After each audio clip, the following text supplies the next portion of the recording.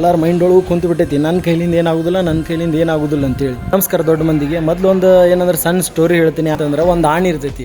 ಅದನ್ನ ಸಣ್ಣದಿದ್ದಾಗಿಂದ ಹಿಡ್ಕೊಂಡ್ಬಂದು ಏನು ಮಾಡಿರ್ತಾರೆ, ಒಂದು ಪ್ಲೇಸ್ ಒಳಗೆ ಕಟ್ಟಿರ್ತಾರೆ, ಅದಕ್ಕೊಂದು ಚೈನ್ ಕಟ್ಟಿರ್ತಾರೆ. ಸಣ್ಣದಿದ್ದಾಗಿಂದ ಅದು ಭಾಳ ಟ್ರೈ ಮಾಡ್ತೈತೆ ಅಲ್ಲಿಂದ ಬಿಡಿಸ್ಕೊಳಕ್ಕೆ.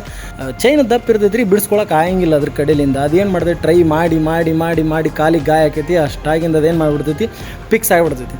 ನನಗೆ ಇನ್ಮೇಲೆ ಈ ಚೈನ್ ಎಳ್ಯಕ್ಕೆ ಆಗಂಗಿಲ್ಲ, ಇದರಲ್ಲಿಂದ ತಪ್ಪಿಸ್ಕೊಳಕ್ಕೆ ಆಗಂಗಿಲ್ಲ ಅಂತೇಳಿ. ಮುಂದೆ ಅದು ದೊಡ್ಡದಾದಂಗೆ ಅದಕ್ಕೆ ಸಣ್ಣದು ದಾರ ಹಗ್ಗ ಕಟ್ಟಿರ್ತಾರೆ.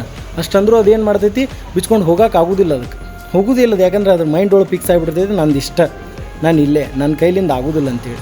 ಅದೇ ಸೇಮ್ ಎಲ್ಲರಿಗೂ ಏನಂತಂದ್ರೆ, ಎಲ್ಲರ ಮೈಂಡ್ ಒಳಗೂ ಕುಂತು ಬಿಟ್ಟೈತಿ, ನನ್ನ ಕೈಲಿಂದ ಏನಾಗೋದಿಲ್ಲ ಅಂತೇಳಿ.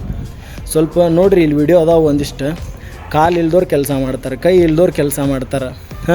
ಎಷ್ಟೋ ಜನರಿಗೆ ನಡೆಯೋಕೆ ಆಗೋದಿಲ್ಲ, ಅವರು ಕೆಲಸ ಮಾಡ್ತಾರೆ. ಎಷ್ಟೋ ಜನರಿಗೆ ಒಂದೊಂದು ಕಣಕಂತ ಅವರು ಕೆಲಸ ಮಾಡ್ತಾರೆ.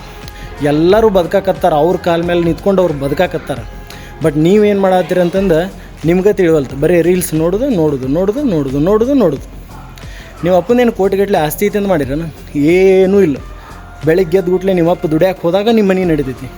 ಅಂಥ ಪರಿಸ್ಥಿತಿ ಇಟ್ಕೊಂಡು ನೀವಿನ್ನೂ ರೀಲ್ಸ್ ಜೀವನದಾಗ ಏನಾಗೋದಿಲ್ಲ ದೋಸ್ತ. ಬರೀ ಇದನ್ನ ಮಾಡ್ಕೊತ ಹೋಗೋದಕ್ಕೈತಿ.